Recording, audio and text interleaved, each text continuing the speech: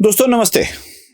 मैं अक्सर एक बात बताते आ रहा हूं कि जो भी कांग्रेस के साथ जाता है या कुछ झूठा विश्वास दिलाकर कांग्रेस उनको साथ में लेती है, उनकी अवस्था क्या हो जाती है, कैसे वो पराजय की गर्त में खो जाते हैं, गिर जाते हैं, यह बार बार बता रहा हूं। उदाहरण के साथ बताया था।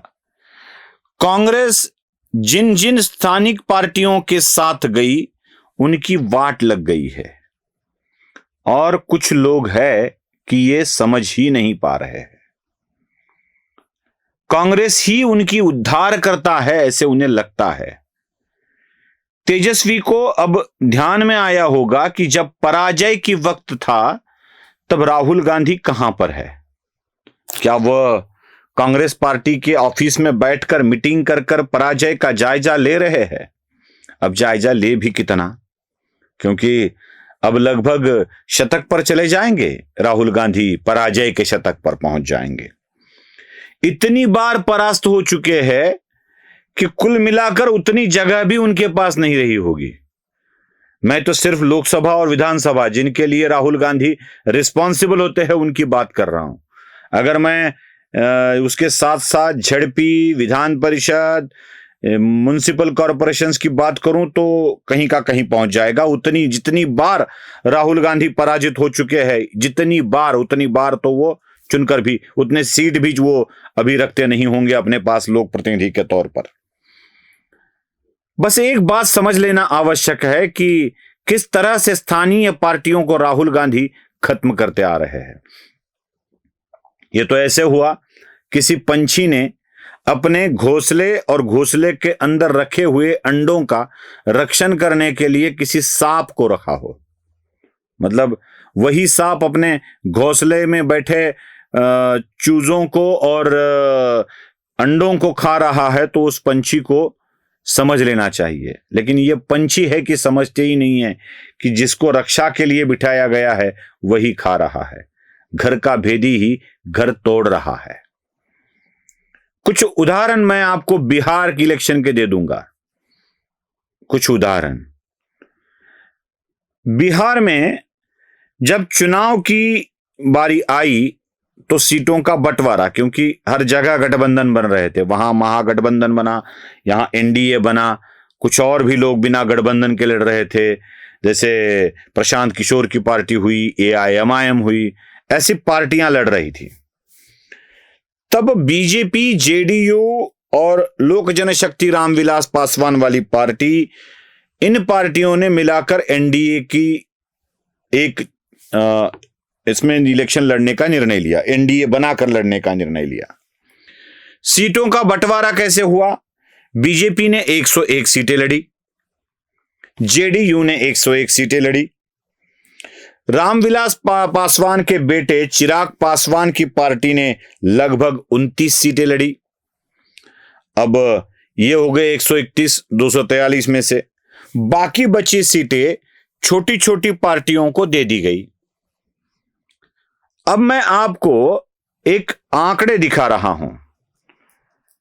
रामविलास पासवान के बेटे चिराग पासवान की पार्टी ने 29 सीटें लड़ी, जिसमें से 21 या 22 सीटों पर वह विजयी हो गए।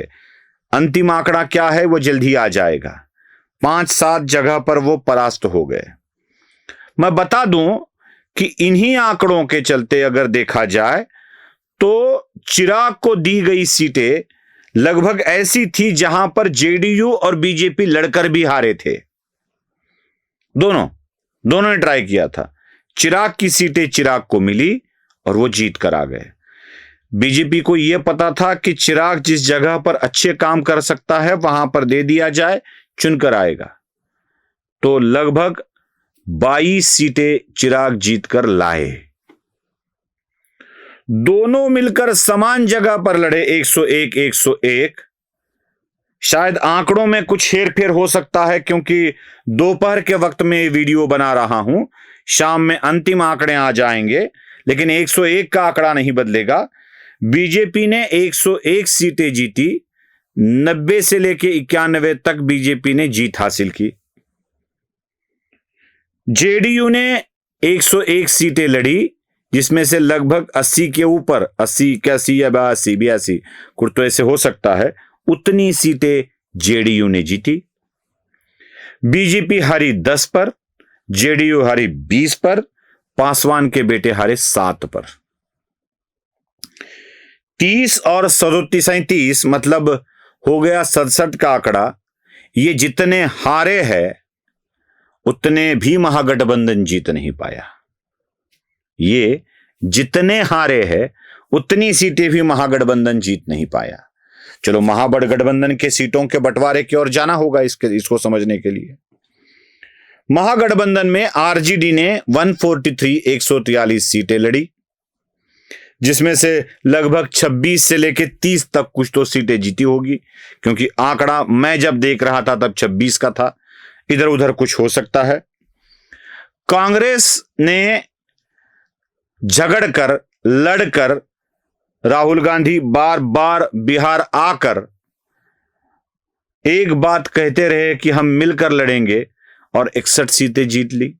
पहले 10-12 जीतते थे, लड़ ली, पहले 10-12 जीतते थे, अब 5 पर ही सिमट गए। 1-2 इधर उधर हो सकता है, 5 पर भी सिमट गए। मतलब राहुल गांधी की पार्टी को यह पता था कि हम जीतने वाले नहीं हैं। अरे भाई, जहां राहुल जाते हैं ना, वहां कहां जीत मिलती है। पंजाब में भी जब सिद्धू ने राहुल गांधी को आने के लिए मना किया था, तब पंजाब जीत पाया था सिद्धू। बाद में राहुल अगले चुनाव में चले गए और कांग्रेस हार गई। देखिए, जहां जहां कांग्रेस जाती है, कांग्रेस जीतती है, वहां वहां राहुल नहीं जाते हैं चुनावी प्रचार के लिए, और जहां जहां राहुल जाते हैं वहां वहां कांग्रेस हारती है। कांग्रेस भी हारती है और साथ के पार्टियां भी हारती है, क्योंकि इस आदमी में वो गंभीरता ही लोगों को नहीं दिखाई देती जो उनको जीत की तरफ ले जाए। अब राहुल गांधी वह सांप बन गए हैं जो घोंसले का रक्षा करना, अंडों से पिल्ले बाहर निकलना, इसके लिए काम कर सकते हैं, ऐसा लगता है स्थानीय पार्टियों को। लेकिन ये सांप है कि वही अंडे खाकर अपने आप को बढ़ाने की कोशिश कर रहा है, लेकिन सांप भी नहीं बढ़ रहा है, अंडे भी नहीं, अंडों से पिल्ले भी नहीं निकल रहे, चूजे भी नहीं निकल रहे हैं। अगर ऐसा होगा तो क्या होगा?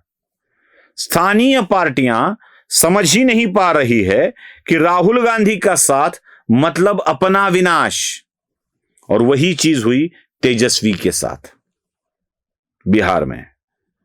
राहुल तारणहार नहीं बने, कारणहार बने, और राहुल गांधी देश में सारे पार्टियों के हार का कारण ही बनेंगे।